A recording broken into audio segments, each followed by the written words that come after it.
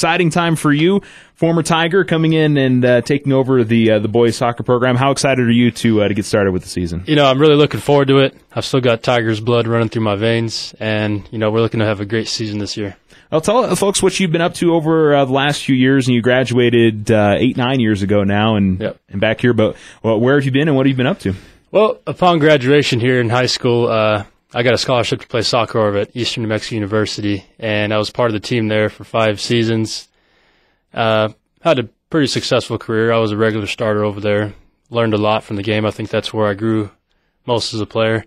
And as soon as my NCAA eligibility was up, I had made the decision prior to that I wanted to be a coach. So it just so happened there was a vacancy in the coaching staff, so I did that for about a year and a half with the men's program, and then I spent a semester with the women's program up there. So I got pretty good coaching experience up there, and as soon as I was done with graduate school over there, I came to my attention that this position was open, and I applied for it right away, and I was fortunate enough to get it. So I'm pretty excited about it. What does it mean to you as a former Tiger to be able to come back here and coach this team? Well, I always wanted to come and coach for the high school here. I didn't think it would be this soon, and it means a lot because I still have that pride. When I played for the high school team here, we had some pretty successful seasons. We went to the state tournament. My senior year, we were unfortunate, lost in the state semifinal. So, I still need to fulfill that. I still want to have success at the top level here in the state. So that's going to be one of our goals, if not this season, in the near future, to make a lot of noise in the state tournament. Talk about tryouts a little bit. You had a ton of kids out there. Looked like a lot of kids that were happy to be out there. Tell me about how the tryout process went from your perspective. I think tryouts went well. We had 5 weeks of preseason, and then we had 1 week of tryouts. And, like you said, we had great numbers out there, great turnout. So, and I think that me and the coaching staff, we selected teams correctly, and we're going to put our teams in the right position to be successful and competitive.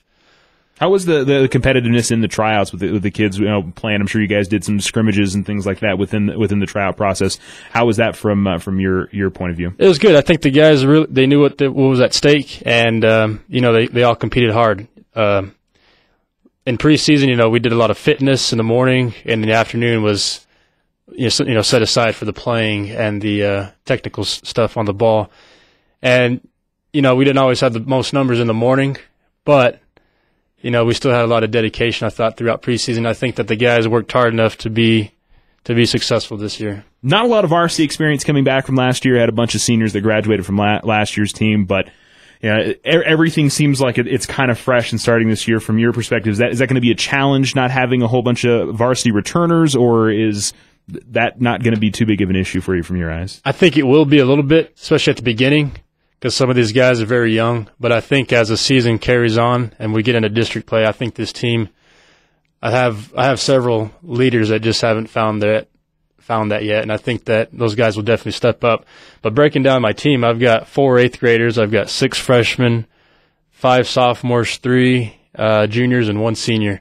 So, if you look at future years, the future is definitely bright for us, and some of these younger guys step up now. They're going to be great leaders down the line. But, I think we'll be fine this year, to be honest. Overall, the strength of the team, is it the athleticism? Do you think it's what do you like most about this year's team going into the season? To be quite honest, I think a lot of our players are quite skillful. What the varsity hasn't had in recent years is players that have played club soccer. I have the luxury of having 2 club teams that are coming together right now for the varsity. And so they've been playing together for the last 4 or 5 years, and, their club coaches prepared them well to play at this level. And I think that's the main thing. We're not the biggest of teams, but we certainly are going to be one of the fitter teams and one of the teams that, shows a lot of passion and fights. So I think that's our best attributes. Are you going to be looking to the upperclassmen, the 1 senior, the 3 juniors to kind of be the leaders in this team, or is it going to be whoever really steps up in some of the early portions of the year? I honestly think that it has to be a collective effort. But, my 1 senior and 1 of my juniors are one of the most experienced on this team, so I do expect a lot from them this year. And talk about them a little bit. Who are those guys? My lone senior is Nico Tran. He's a defender, and I'm really looking for him to step up this year and be basically our general out there. And another one of our guys that's very experienced at this level, he's been on the varsity team since he was an 8th grader. His name is Josh Rodriguez. He's another one that I'm looking forward to seeing him mature into that role this year.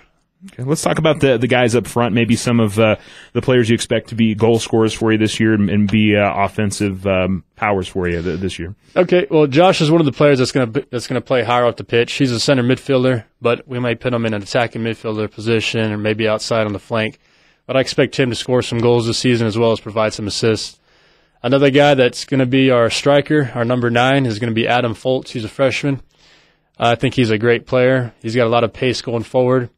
And, he just has that eye for goals. So I expect him to if he could get up and plus 10 goals this season, I'd be quite happy about that.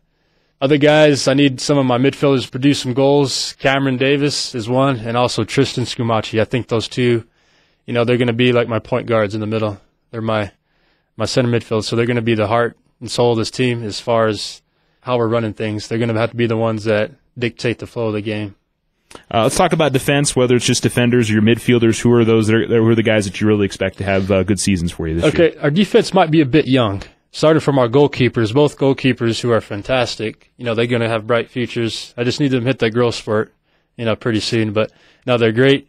They're great goalkeepers, great reflexes, great attitudes. First one is Diego Isabald. He is a freshman.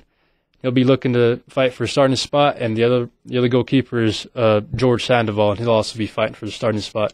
Haven't quite figured out who's going to start tomorrow, but it might be one of those things where this keeper starts this week and this keeper starts. So, we'll see how it is. My one senior, Nico, he is going to be our leader back there in the defense. He's going to be the oldest one back there. I've got Malcolm Moore, who's a returner. He's a sophomore. I expect him to do well this year. And another returner, Keith Wilder. He's a freshman, so I'm going to need him to step up this year, as well as Trent Tapley. He's a returner, sophomore this year, so we'll see how he does. I expect all 4 of them to be our leaders back there. Overall, is this a team that you want to be play a more attacking style? Do you want it to be more ball control? What are you looking for from these guys this year? So my coaching style is I like my teams to have an indirect style of play. So meaning I like the ball to be played on the ground. I like the ball to be played within 2 to 3 touches. I don't believe in the long balls. I believe in, short, quick passes, 5 to 10 yards. And so I believe in a possession-based style of play. So I think that if my team is able to hold possession and create chances and dictate the flow of the game, I think that we have a better chance of winning rather than sitting back and, letting the team go down your throat the entire game. So that's the way I coached in college, and that's the way I'm going to continue to coach at this level. How do you feel like the guys have taken to that style in off-season and through the first week of practice or so? Well, believe it or not, one of the club teams actually had that exact style of play that I did. So a lot of the guys knew exactly what I was doing, and the other ones that didn't quite play that way, they responded well, and they're catching it. And I'll be honest, it wasn't the prettiest first 2-3 weeks, but, practice makes perfect. We just kept working at it, and now it's looking. Last week we had a great practice sessions. It's coming together at the right time. You come into this year with the Tigers, changing districts up, going to the Clovis, Carlsbad, Hobbs district. When looking at the non-district schedule, are there any games you look at that are going to be some big tests early? You guys open up with Mayfield on Tuesday. Is that going to be a tough test to start the season? Yes, it is. We're going to play them tomorrow night, and looking at our schedule last season, looks like we lost to them both times, but they're 1-goal games. Another game that I think is going to be an early test is going to be our first home game against Deming this Friday. I looked at the schedule last year, and Deming, beat us 5-1. So, we're definitely looking to bounce back from that and hopefully reverse that scoreline. This pre-district schedule is going to prepare us well for district. I firmly believe that district that we're going to be playing in is a lot less competitive than this Las Cruces district is. So I think it'll be a good warm-up for us, and that's one of our team goals is to win this district so we can get into the state tournament. So. And that's lead to my next question. The expectations for this year, you guys want a state tournament berth this year. Yes, so we want to win that district. Another team goal is we want to keep 9 clean sheets, so we don't want to concede a goal for at least 9. We'll have about 19, 20 games, so I told the guys if we cannot get scored on for at least half our games, I think we're doing stuff right. Our last team goal is, off the field, academically, I'd like our team to have a cumulative 3.0 GPA because I really think that academics is important, and if you can't have the grades, well, you can't play.